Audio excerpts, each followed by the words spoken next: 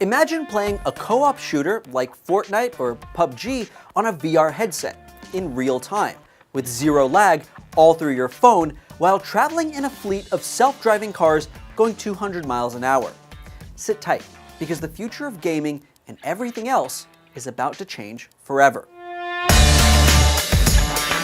If you look up into the corner of your phone, you're probably used to seeing a little indicator that says 4G LTE, or 3G, or God forbid, 2G.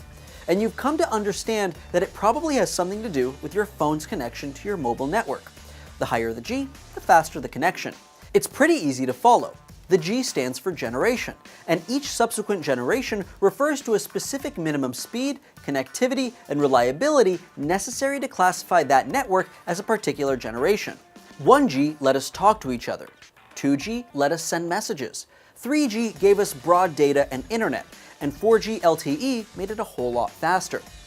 But all that's in the soon-to-be past, because up on the horizon is 5G. And while you may be thinking that 5G is just a little faster, a little more reliable, and a little newer, it's actually a massive breakthrough that's going to change the way devices connect to the internet, and more importantly, to each other. In fact, as 5G rolls out over the next 2 years, it's going to change, well, everything with a wireless connection, which at this point is, well, pretty much everything. So what's so special about a 5G future? Well, first of all, it's fast. Like, really fast. Like 20 gigabits per second over wireless fast. Like 100 to 250 times faster than 4G. Because by comparison, 4G provides speeds, on average, of about 10 to 20 megabits a second. So that's like going from streaming one Netflix movie in HD to streaming 400 movies in 8K at the same time. And while that's really impressive, that's not the most impressive part. What sets 5G aside is its crazy low latency rate, which is the amount of delay between the sending and receiving of information. Now, 4G tends to average about 100 to 200 milliseconds, and to be fair, 100 milliseconds is fast. Human reaction time is about 200 to 300 milliseconds, but 5G will get it down to 1 millisecond. That's almost real time.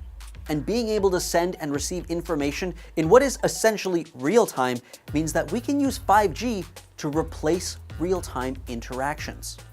What does that mean? With 5G, you'll be able to interact with people, objects, or characters controlled by someone else with no lag on either side. So play a real-time first-person shooter on your phone. Control virtual objects with other people simultaneously. Put on a headset and fly a drone or drive a car that's somewhere else in real life. Or, better yet, let it drive itself. That might be one of the biggest breakthroughs in 5G, a network of self-driving cars all sending data between each other and communicating with traffic lights, road sensors, aerial drones, and so on. Think about it, human reaction speed is 200 milliseconds and we still have accidents every day. Imagine if your car could react and communicate its reaction to hundreds of cars around it, all within a millisecond. Not only could we end car accidents, we could end traffic altogether. Hundreds of self-driving cars going lightning fast to your destination with no risk that they'll hit each other because they all know exactly where they are in real time, reacting to the actual world around them. Autonomous or remotely controlled trains, delivery trucks, even airplanes could be on the horizon in the near future. In fact, forget cars for a second and think of all robotic devices. Surgeries could be performed from the other side of the world with robots controlled in real time by expert surgeons being assisted by other expert surgeons in other parts of the world simultaneously. That could be saving lives in situations where time and distance are the difference between life and death. Factories can be staffed by robots that can communicate their task and position to each other, allowing them to not only do more, but do it more efficiently and wirelessly over a 5G network. Imagine a fleet of drones flying over a field of crops using sensors on the ground to sort, pick, feed, and water individual plants, all on their own. 5G will revolutionize the future, and companies have already spent billions to set up their networks and to fund new technologies that can use it.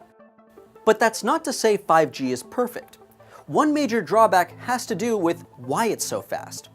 See, 5G uses a mix of frequencies, with most of the attention on the brand new millimeter waves that are compared to the 15 to 40 centimeter long waves used by 4G.